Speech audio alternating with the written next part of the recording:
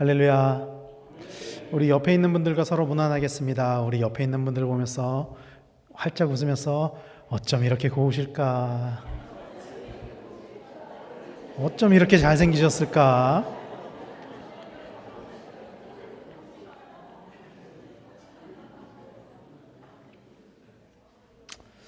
다른 사람을 깎아내리기보다 다른 사람을 높여주는 것이 지혜로운 것입니다.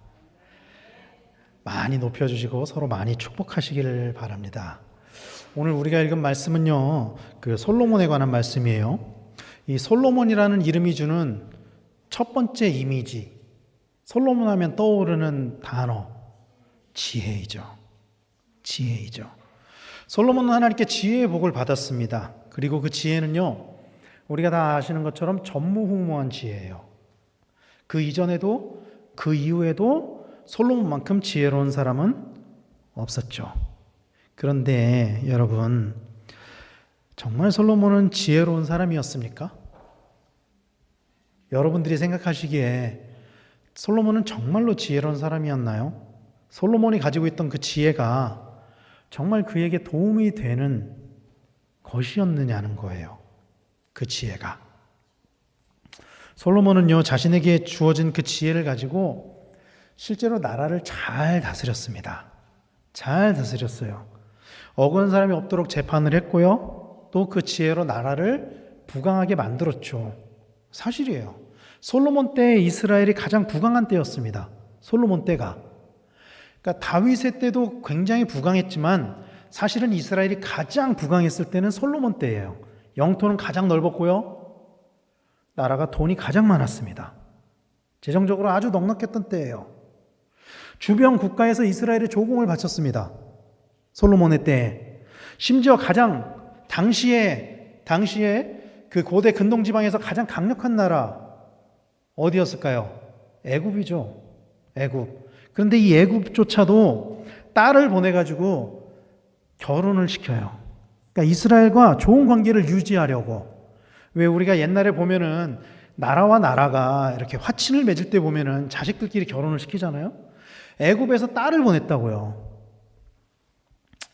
그러나 역설적이게도 솔로몬이 이 애굽의 바로의 딸과 결혼한 이 사건은 솔로몬의 위대함, 솔로몬이 다스리는 그 나라의 강대함을 증명해 주기도 하지만 역설적이게도 이 바로의 딸과 결혼함으로 이스라엘은 망하는 길로 들어서게 됩니다.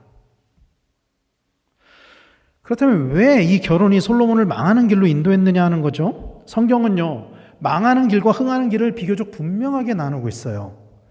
흥하는 길에 관해서 특히 구약에서 이 구약 성경을 보면은요, 구약 성경을 보면 특히 우리가 구약 성경 읽다 보면 많이 느껴지는 게 하나님의 말씀을 잘 지킨 사람들한테는 복이 주어지고 하나님의 말씀을 어긴 사람들은 하나님이 저주하셨구나 이런 거를 많이 볼 수가 있거든요. 근데 그 중에서도 이 축복과 저주를 나눈 대표적인 말씀, 그 흥하는 길에 관해서 구약에서는 이렇게 말씀을 합니다. 신명기 28장 1절 2절에 내가 내 하나님 여호와의 말씀을 삼가 듣고 네가 오늘 내게 명령하는 그의 모든 명령을 지켜 행하면 내 하나님 여호와께서 너를 세계 모든 민족 위에 뛰어나게 하실 것이라. 내가 내 하나님 여호와의 말씀을 청종하면 이 모든 복이 내게 임하며 내게 이르리니 라고 말씀하고 있어요. 여호와의 말씀을 삼가 듣고 그 명령을 지켜 행하면, 이 조건을 충족하면 세계 모든 민족 위에서 가장 뛰어나게 하실 것이다. 이렇게 약속을 하고 있어요. 그런데 이 신명기에서는 그러면 흥하는 길만 나와 있냐? 아니에요. 망하는 길도 나와 있어요. 이어지는 15절, 16절 말씀은 이렇게 말씀하고 있습니다. 내가 만일 내 하나님 여호와의 말씀을 순종하지 아니하여 내가 오늘 내게 명령하는 그의 모든 명령과 규례를 지켜 행하지 아니하면 이 모든 저주가 내게 임하며 내게 이를 것이니 내가 성읍에서도 저주를 받으며 들에서도 저주를 받을 것이요. 이른바 신명기 사관이라고 하는 건데요. 이게 율법을 잘 지키는 자에게는 복을 주고 율법을 어기는 자에게는 저주를 준다. 이런 말씀입니다. 그래서 구약의 역사를 기록한 책들을 보면은 일관되게 하나님의 말씀에 순종하는 자에게 복을 주시는 것, 그것을 우리가 볼 수 있죠. 그 대표적인 인물이 누구죠? 아브라함이죠. 아브라함. 아브라함은 하나님의 그 부르심에 순종해서 본토 친척 아비집을 떠나서 하나님이 명하는 곳 가나안으로 이동을 했습니다. 뿐만 아니죠. 독자 이삭을 바치라는 그 하나님의 말씀에 순종해서 그 결과로 그는 복이 되었습니다. 그리고 그로 말미암아 그의 자손이 복을 얻을 수 있게 되었죠. 반대로 하나님의 말씀에 불순종한 사람은 아무리 세상적으로 능력이 뛰어난다고 하더라도 저주를 받게 되어 있어요. 대표적인 인물이 누굴까요? 사울왕입니다. 사울왕은 아주 굉장히 준수한 청년이었어요. 훌륭한 사람이었어요. 그러나 그가 아말렉과의 전투에서 하나님의 모든 사람과 가축과 짐승을 다 죽이라고 했는데 그 말씀에 불순종했을 때 하나님이 어떻게 반응하셨죠? 내가 사울을 왕으로 세운 것을 후회한다. 그리고 결국 사울왕의 모든 자손이 다 멸망을 당하죠. 사울왕의 자손들이 멸망을 당해요. 그렇다면 제가 이제 아까 서두에 솔로몬이 그 애굽 여인과 결혼을 함으로 망하는 길로 들어섰다라고 말씀드렸는데 어떤 하나님의 말씀에 불순종했기에 솔로몬이 망하는 길로 들어섰느냐 하는 거예요. 여러분, 애굽 여인과 결혼하는 것이 죄입니까? 타민족 여성과 결혼하는 것이 죄입니까? 더 나아가 이스라엘 왕으로서 당시 가장 강대국인 애국과의 결혼을 통해 화친을 맺는 것, 여러분 왕으로서 이게 잘한 겁니까? 잘못한 겁니까? 아주 잘한 거죠. 아주 칭찬할 만한 일이죠. 왜냐하면 당시 아주 강대국인 애국과의 그 결혼을 통해서, 화친을 통해서 이 이스라엘 남쪽에 더 이상 전쟁이 없어지는 거예요. 전쟁이 일어날 일이 없어지는 거예요. 남쪽에서 자기들 침공할 일을 걱정할 일이 없어요. 그래서 이스라엘의 영토를 그때부터 북쪽으로 더 확장을 합니다. 애굽이 공격할 일이 없으니까 이제 북쪽으로 집중을 해서 확장을 하는 거예요. 그래서 나라가 더 넓어졌어요. 더 커졌어요. 더 강해졌어요. 왕으로서 잘못한 겁니까, 이게? 잘못한 겁니다. 잘못한 거예요. 왜냐하면 하나님이 선택한 그 백성이 다른 민족과 섞이는 것을 기뻐하지 않으셨어요. 더 정확히는 하나님이 다른 민족 자체를 배척하신 것은 아니에요. 배척하신 것은 아닙니다. 그러나 다른 민족과 섞임으로 인해서 우상을 숭배하고 하나님과의 그 언약이 파괴될 것을 염려하셨다라는 거예요. 성경을 보면은요, 아담에게는 3명의 아들이 있었습니다. 가인, 아벨, 셋. 우리가 다 아는 것처럼 아벨은 가인에 의해서 죽임을 당하게 되었죠. 그리고 그 사건으로 인해서 가인은 아담에게서 떠나게 됩니다. 그리고 그 이후에 주신 아들이 셋인 거죠. 성경은 셋의 자손들의 족보를 기록하고 있는데 이는 하나님이 셋의 계보를 통해서 예수 그리스도를 보내시려는 그 의도를 나타내는 것입니다. 그런데 여러분, 성경을 보면은요, 이 셋의 계열로 인해서 예수 그리스도까지 족보가 이어지거든요. 그런데 셋의 계열로 인해서 인류가 심판을 당하게 됩니다. 그리고 그 계기가 되는 사건을 성경은 이렇게 말씀하고 있어요. 창세기 6장 1절 2절 말씀을 공동번역으로 이렇게 번역합니다. 땅 위에 사람이 불어나면서부터 그들의 딸들이 태어났다. 하느님의 아들들이 그 사람의 딸들을 보고 마음에 드는 대로 아리따운 여자를 골라 아내로 삼았다. 사실 이 말씀은요, 성경의 난제 중에 하나예요. 이 말씀을 정확히 해석할 수 있는 성서학자가 없습니다. 난제예요. 그래서 이 본문에 대해서는 뭐 천사설, 왕족설, 그러니까 이 하나님의 아들들이 천사다, 혹은 하나님의 아들들이 왕족이다, 이렇게 주장하는 신학자들도 있는데, 다양한 해석들이 있는데, 많은 보수주의 학자들은 이 말씀을 어떻게 해석을 하냐면요, 셋 계열과 가인 계열의 혼합으로 해석을 해요. 그러니까 셋 계열의 남자들이, 아들들이 가인 계열의 여자들을 보고 그들에게 반해가지고 그들을 아내로 삼았다. 물론 결혼 자체가 문제가 되지는 않을 겁니다. 그러나 하나님은 이 결혼을 어떻게 바라보셨냐? 창세기 6장 3절을 공동번역에서 이어서 이렇게 말씀을 해요. 그래서 야훼께서는 사람은 동물에 지나지 않으니 나의 입김이 사람들에게 언제까지나 머물러 있을 수는 없다. 사람은 120년밖에 살지 못하리라 하셨다. 사람은 동물에 지나지 않으니 나의 입김이 사람들에게 언제까지나 머물러 있을 수는 없다. 나의 입김. 기억하십니까? 사람을 만드시고 하나님이 이게 언제까지나 머물러 있을 수는 없다. 그래서 사람이 동물에 지나지 않으니 이게 무슨 뜻이죠?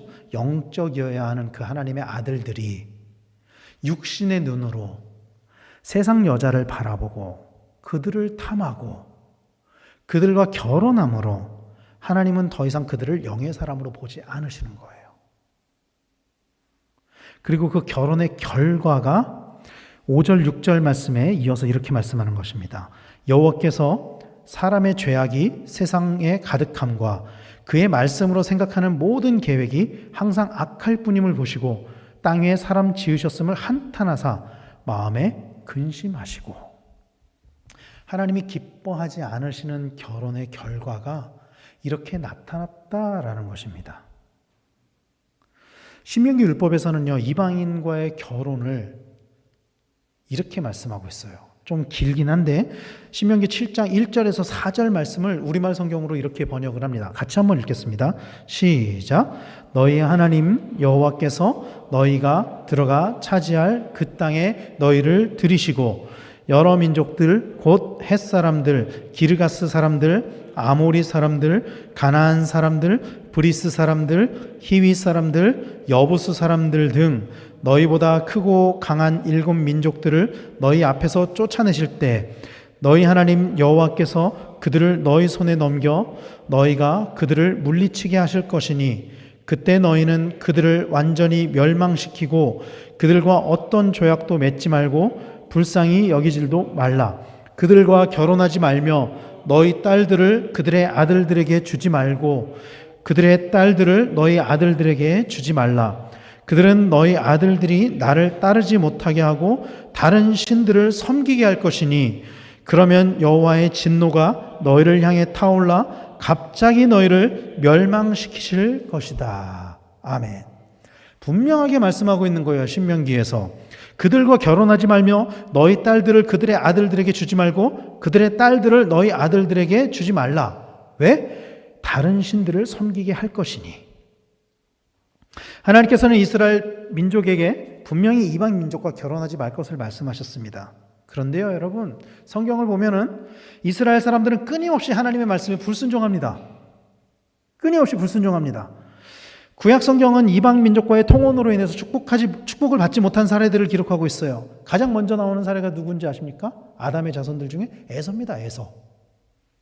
성경은 에서가 이방 여인과 결혼을 했고 또 그로 인해 그의 부모가 근심하게 되었다고 말씀하고 있어요. 창세기 26장 34절 35절에 에서가 40세에 헷 족속 부에리의 딸 유딕과 헷 족속 엘론의 딸 바스맛을 아내로 맞이하였더니 그들이 이삭과 리브가의 마음에 근심이 되었더라. 에서는 헷 족속의 딸들과 결혼을 했어요. 반면 야곱은 우리가 아는 것처럼 외삼촌 라반의 집에서 라반의 딸들과 결혼을 합니다. 에서는 하나님이 선택한 그 이삭에게 근심을 주는 선택을 한 반면에 야곱은 아브람과 이삭을 통해 민족을 이루시기를 원하는 그 하나님의 뜻대로 그 민족을 이뤄가는 선택을 했다는 거예요. 그리고 또 이방인 여인을 마음에 품어서 비참하게 죽임을 당한 사람, 대표적인 인물 누구죠? 삼손 있죠. 삼손은 사사였습니다. 나실인이었습니다. 그러나 그가 사랑한 여인들은 블레셋의 여인들이었어요.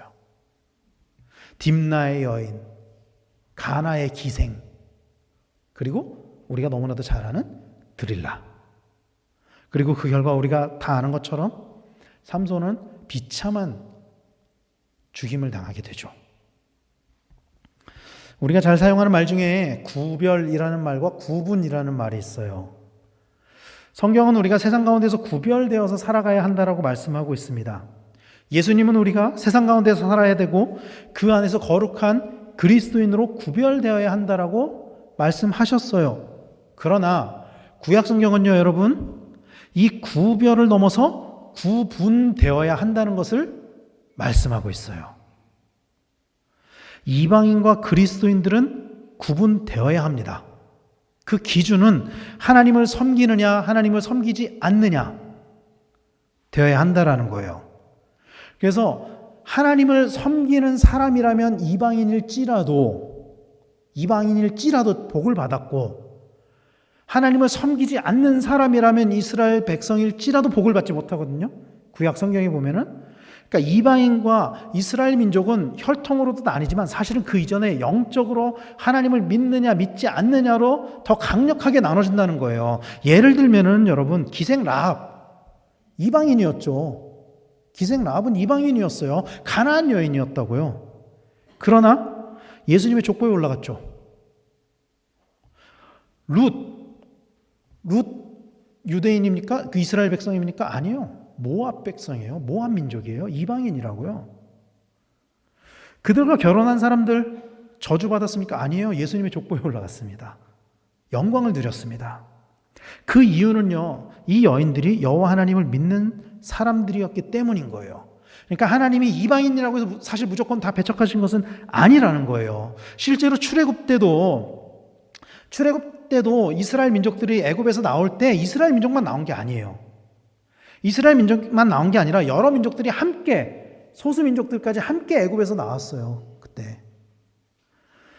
그러나 그럼에도 불구하고 하나님이 이방인과의 결혼을 금지시킨 것은 그 결혼으로 인해 다른 신들을 섬기게 되기 때문에, 그 결혼으로 인해서 하나님을 버리게 되기 때문에 이방인과의 통혼을 막으셨다는 거예요. 그 대표적인 인물이 아합입니다. 아합 왕. 여러분, 북이스라엘의 역사를 보면은 여러 왕들이 있는데 그 왕들은 다 악한 왕이었어요. 선한 왕이 아니었어요. 그 기준은 하나님을 잘 따랐느냐, 하나님의 말씀에 순종했느냐, 순종하지 않았느냐거든요. 북이스라엘의 왕들은 전부 다 우상 숭배를 했어요. 전부 다. 그런데 이 아합 왕 이전에 그들이 숭배했던 것들은, 여러분 한번 찾아보세요. 공부를 해보면 뭘로 나오냐면은 금송아지, 이런 것들이었다고요. 근데 아합 왕 때부터 누구를 숭배하냐면 바알을 숭배합니다. 아합 왕 때부터 바알을 숭배하게 된 계기가 뭐였냐면은 이세벨과 결혼했기 때문이에요. 이세벨이 누구였죠? 시돈 왕의 딸이었다고요. 시돈 왕이 누굽니까? 엣바알이라는 사람입니다. 엣바알, 바울 제사장. 그래서 이세벨이 들어올 때 제사장들을 데리고 들어오잖아요. 바알 제사장들을, 아세라 제사장들을. 거기서 끝나지 않아요. 그리고 그 죄가, 이 이세벨의 딸 아달랴로 인해서 그 바알 숭배 사상이 남유다로도 가요. 북이스라엘에서 끝나는 게 아니라 이 아달랴가 남유다의 왕비가 되거든요. 나중엔 여왕이 되죠, 아달랴가. 그리고 오늘 본문의 솔로몬이 그 잘못을 저지르고 있는 거예요. 똑같은 잘못을 저지르고 있는 것입니다, 솔로몬이. 오늘 본문은 다시 한번 읽어보면은 이런 말씀이죠. 오늘 본문을 다시 한번 읽어보면 1절 2절 말씀을, 솔로몬이 바로의 딸 외에 이방의 많은 여인들을 사랑하였으니 곧 모압과 암몬과 에돔과 시돈과 헷 여인이라. 여호와께서 일찍이 이 여러 백성에 대하여 이스라엘 자손에게 말씀하시기를 너희는 그들과 서로 통혼하지 말며 그들도 너희와 서로 통혼하게 하지 말라. 그들이 반드시 너희의 마음을 돌려 그들의 신들을 따르게 하리라 하셨으나 솔로몬이 그들을 사랑하였더라. 일단 솔로몬은 일찍이 바로의 딸과 결혼을 했습니다. 여기서부터 첫 단추를 잘못 낀 거죠. 그리고 거기서 멈추지 않고 다양한 나라의 여인들을 사랑하고 그들과 결혼을 했습니다. 정치적인 결정일 수는 있죠. 그 결혼으로 인해서 평화가 주어지니까. 그러나 이건 하나님이 금지하신 일이에요. 하나님 이방인과의 통혼을 금지하셨지만 솔로몬은 그 명령에 순종하지 않았다는 거예요. 그리고 그 통혼의 결과, 그러면 그 결과가 어떻게 되냐? 열왕기상 11장 4절 말씀은 이렇게 말씀합니다. 솔로몬의 나이가 많을 때에 그의 여인들이 그의 마음을 돌려 다른 신들을 따르게 하였으므로 왕의 마음이 그의 아버지 다윗과 마음이 같지 아니하여 그의 하나님 여호와 앞에 온전하지 못하였으니 라고 말씀하고 있어요. 솔로몬이 나이가 들어서 어떻게 되냐면은 이 여인들을 사랑한 나머지 이 여인들의 신들을 따랐다는 거예요, 솔로몬이. 그의 아버지 다윗과 같지 않았어요. 다른 신들을 섬기게 되었습니다. 그 원인이 이방인 여인과의 결혼을 통해 마음이 하나님께로서 떠나갔다라는 것을 성경은 분명하게 기록을 하고 있어요. 그리고 이 솔로몬의 선택, 그 이방신들을 따른 선택의 결과 10절 11절 말씀에 이렇게 말씀합니다. 이 일에 대하여 명령하사 다른 신을 따르지 말라 하였으나 그가 여호와의 명령을 지키지 않았으므로 여호와께서 솔로몬에게 말씀하시되 내게 이러한 일이 있었고 또 내가 내 언약과 내가 내게 명령한 법도를 지키지 아니하였으니 내가 반드시 이 나라를 내게서 빼앗아 내 신하에게 주리라. 이렇게 말씀하고 있습니다. 여러분, 우리는 오늘날 이스라엘이 분열하게 됐다는 사실을 다 알고 있어요. 솔로몬 왕 이후에 북이스라엘과 남유다로 나눠지게 됐다는 것을 다 알고 있죠. 그러나 그 원인에 대해서는 우리는 아주 모호하게 솔로몬의 죄로 인해서 나눠졌다라고 많이들 기억을 하죠. 그러나 이것이 이 북이스라엘과 남유다가 나눠지게 된 직접적인 계기, 그 결정적인 솔로몬의 죄가 뭐냐? 이거라는 거예요. 이 결혼으로부터 시작됐다라는 거예요. 그래서 반드시 이 나라를 빼앗아 네 신하에게 주리라. 10지파가 솔로몬의 신하였던 여로보암을 따라가잖아요. 그렇게 이루어졌다고요. 재미있는 사실은 이 과정에서 이 솔로몬 왕의 아들이 그래도 왕위를 물려받잖아요. 우리가 아는 것처럼 르호보암이 2개 지파를 데리고서 남유다를 이어간단 말이에요. 유다 지파와 베냐민 지파를 가지고. 그런데 이 솔로몬의 아들조차도, 르호보암조차도 이방 여인의 아들이었다는 거예요.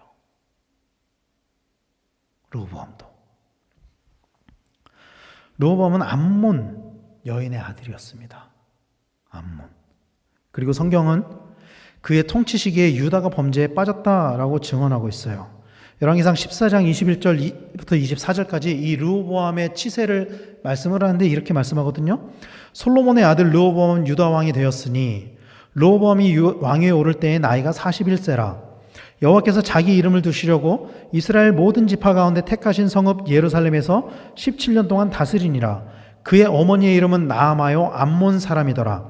유다가 여호와 보시기에 악을 행하되 그의 조상들이 행한 모든 일보다 뛰어나게 하여 그 범한 죄로 여호와를 노엽게 하셨으니 이는 그들도 산 위에와 모든 푸른 나무 아래에 산당과 우상과 아세라상을 세웠음이라.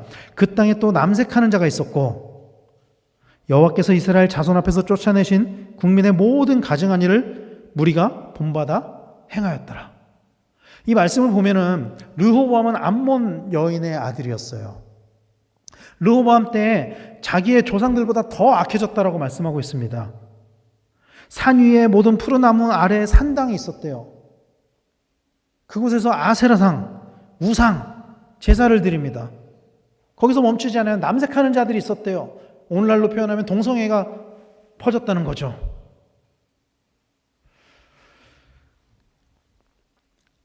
그리고 이 결과가 어떻게 되는지 아세요? 이 르호보암의 이 범죄의 결과? 이어지는 25절 말씀에 이렇게 말씀하거든요. 르호보암 왕 제5년에 애굽의 왕 시삭이 올라와서 예루살렘을 치고. 자, 보세요. 애굽은요, 그의 아버지 솔로몬의 처가가 되는 나라예요. 솔로몬의 본처가 애굽 여인이었다고요. 그러니까 솔로몬 왕 제2기간에는 애굽과 싸움을 할 일이 없어요. 왜냐하면 솔로몬의 아내니까, 본처니까. 그런데 솔로몬의 아들 때에 강대국 애국이 남유다를 공격하는 거예요. 그들이 하나님 앞에서 범죄했을 때 그들은 애굽의 침공을 받는 나라가 된 거예요. 그때부터 다시. 사랑하는 성도 여러분, 그리스도인들은 세상 가운데서 구별되어야 합니다. 그러나 때로는 구분이 필요할 때도 있다라는 것을 기억하시길 바랍니다. 하나님이 이스라엘에게 이방인과 구분을 하게 하신 것은 그들이 섞일 때 그들이 우상을 숭배하는 죄를 범할까 염려하셨기 때문이에요. 이방인을 미워해서가 아닙니다. 이스라엘, 나의 택한 나의 백성 이스라엘이 이방인과 결혼을 했을 때 그들의 신을 따를까 봐. 그래서 결혼 전에 여호와 하나님을 고백했었던 가나안 여인 기생 라합, 또 그의 시어머니를 따랐던, 그의 시어머니의 여호와를 따랐던 룻, 이런 사람들과의 결혼에 대해서는 하나님이 벌하지 않았다고요. 오히려 축복하셨다고요. 이것을 우리에게 적용한다면 이런 거죠. 우리는 어디에도 갈 수 있고 누구와도 함께 할 수 있지만 그곳이, 그 사람이 나에게 죄를 범하게 한다면 차라리 그 사람과 그 곳과 분리되는 것이 더 낫다라는 거예요. 그게. 나는 죄를 짓지 않을 자신이 있어 라고 말할지도 모르죠. 나는 그 사람들이랑 달라. 그런데 모든 사람은 연약하기 때문에 여러분, 죄의 환경에 반복적으로 노출될수록 그 죄로 넘어갈 가능성이 아주 커집니다. 아주 커집니다. 왜냐하면 죄에 대한 경각심이 무뎌지거든요. 죄를 짓는 자리에 가도 죄를 안 지으면 된다라는 말은 그래서 말도 안 되는 궤변이에요. 결국 우리의 연약함 때문에 그 죄에 넘어가게 되기 때문이에요. 그 발걸음으로부터 우리의 죄가 시작되기 때문입니다. 물과 기름처럼 절대로 섞여서는 안 되는 것들이 있어요. 물과 기름은 같은 그릇 안에 넣을 수는 있지만 하나가 될 수는 없습니다. 마찬가지로 우리는 세상 가운데서 살아가지만 죄와 하나가 되어서는 안 됩니다. 믿으시길 바랍니다. 세상 속에 있지만 우리는 하나님께 속한 사람으로 살아가야 될 줄로 믿으시길 바랍니다. 하나님을 따르는 삶과 죄를 따르는 삶은요, 물과 기름처럼 함께 갈 수가 없어요, 여러분. 성경은요, 우리가 세상 가운데 살아가지만 죄와는 물리적으로도 분리되어야 한다는 것을 말씀하고 있어요. 우리의 소속이 세상 가운데서 살아가고 있지만 분명한 우리의 소속은 하나님께 속한 자가 되어야 된다고 말씀하고 있습니다. 구약에만 그렇게 말씀하는 게 아니에요. 신약에서도 그렇게 말씀해요. 보세요. 데살로니가 5장 22절 말씀, 제가 몇 구절을 쭉 읽을 건데요. 데살로니가 전서 5장 22절 말씀 같이 한번 읽겠습니다. 시작. 악은 어떤 모양이라도 버리라. 또 디모데후서 2장 22절 읽겠습니다. 시작. 또한 너는 청년의 정욕을 피하고 주를 깨끗한 마음으로 부르는 자들과 함께 의와 믿음과 사랑과 화평을 따르라. 또 로마서 12장 9절 말씀에 읽겠습니다. 사랑에는 거짓이 없나니 악을 미워하고 선에 속하라. 그리고 잠언 4장 14절 15절 말씀 읽겠습니다. 사악한 자의 길에 들어가지 말며 악인의 길로 다니지 말지어다. 그의 길을 피하고 지나가지 말며 돌이켜 떠나갈지어다. 아멘. 신약 성경에서 제가 말씀드렸던 것처럼 피하라. 그러니까 죄는 피하고 주를 깨끗한 마음으로 부르는 자들과 함께 또 선에 속하라. 그리고 마지막 잠언에서는 그의 길을 피하고 악인의 길을 피하고. 참 재밌죠? 솔로몬의 잠언에서 이렇게 이야기를 한 거예요. 솔로몬의 잠언에서 악인의 길을 피하라. 성경은요, 우리가 죄를 멀리하는 것을 넘어서 물리적으로도 죄에 속하면 안 된다, 죄를 피해야 한다, 그렇게 말씀을 하고 있는 거예요. 사랑하는 성도 여러분, 우리는 세상 속에서 때로는 죄를 멀리하기보다 죄의 자리에서도 스스로 거룩하다 하고 자만하는 것은 아닌지 우리 스스로를 돌아봐야만 합니다. 살다가 보면은 내 의도와 상관없이 죄를 범하는 자리에 있게 될 때가 있어요. 내 의도와 상관없이. 어떤 때는 반대로 내 의도로 그런 곳에 있게 될 때도 있죠. 죄를 합리화하는 분위기를 낸다거나 신앙을 무너뜨리는 환경 가운데 놓일 때도 있습니다. 그것이 내 의도이건 의도이지 않건 간에 중요한 것은 그럴 때 성경에서 말씀하시는 것처럼 그런 자리를 할 수만 있다면 지혜롭게 피하는 그런 성도님들이 되시기를 간절히 소망합니다. 죄는 미워하고 멀리해야 하는 것이지 내가 이겨야 하는 것이 아니에요. 죄는 멀리해야 되는 거예요. 미워해야 되는 거예요. 밀어내는 거여야 되는 것입니다. 죄를 이기려고 할 때 물론 이기면 좋죠. 그런데 여러분 죄에 지면 어떻게 하실 겁니까? 지면 칠 수도 있거든요. 우리의 연약함 때문에. 그래서 그런 가능성 자체를 만들지 말자는 거예요. 죄를 지을 만한 아예 가능성을 만들지 말자는 거예요. 그래서 하나님의 거룩함이 우리 안에 있고 그 거룩함이 우리 안에서 날마다 유지되어지는 그런 성도님들이 되시기를 간절히 축원합니다. 이런 사람들이 종종 있었어요. 이전에 신천지 같은 그런 이단들 있잖아요. 그런 이단들, 내가 이길 수 있어. 내 안에 복음이 있는데 복음이면 다 이겨. 그래가지고 제발로 그런 데 들어가는 거예요. 내가 그들의 논리를 다 깨트릴 수 있어. 지비지기면 백전백승이야. 내가 거기서 배워와가지고 내가 그들의 논리를 다 깨부술게. 그런 사람들 대부분 어떻게 되는지 아세요? 그런데 빠지게 되죠. 많이들 빠지게 됩니다. 그런데 결국 미혹되어서 하나님을 떠나가는 사람들 부지기수입니다. 죄와는 죽기까지 싸워야 되는 거 분명한 사실이죠. 그러나 가장 확실하게 우리가 죄에서 멀어질 수 있는 방법은요, 싸우기 이전에 아예 죄의 자리에 가지 않는 거예요. 그러므로 죄의 자리를 피하고 죄의 자리에 아예 가지 않는 성도님들이 되시길 바랍니다. 그러나 그럼에도 불구하고 때로는 어쩔 수 없이 정말로 죄의 자리인지 모르고 참여하게 되는 경우도 있습니다. 그때 우리가 기억해야 되는 것은요, 여러분, 예수님께서 죄인들과 함께 식사하셨지만 그들의 죄는 참여하지 않으셨다는 것을 기억하셔야 돼요.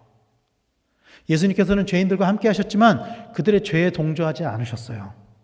우리는 세상 가운데서 살아가고 있지만 여전히 죄가 아주 관영한 이 세상 가운데서 살아가고 있지만 세상에 동화되어서는 안 됩니다. 세상에 동화되는 것이 아니라 언제나 하나님과 동행하고 하나님의 통치 아래에 있어서 죄의 자리에 서지 않는 그런 우리 강변교회 성도님들이 되시길 간절히 축원합니다. 세상은 여전히 우리를 죄를 향해서 달려가게 만들지만 그러나 그럼에도 세상 가운데서 오직 주님만 바라보며 죄해지는 것이 아니라 죄를 이겨내는 그 거룩함을 가지는 그런 성도님들이 되시길 간절히 축원합니다. 날마다 우리를 향한 그 하나님의 은혜로 말미암아 거룩한 그리스도인의 자리에서 이 세상 가운데에서 그 세상 가운데서도 우리의 속한 그 모든 처소에서도 날마다 승리하는 그런 우리 성도님들 다 되시기를 예수님의 이름으로 간절히 축원합니다. 기도하겠습니다.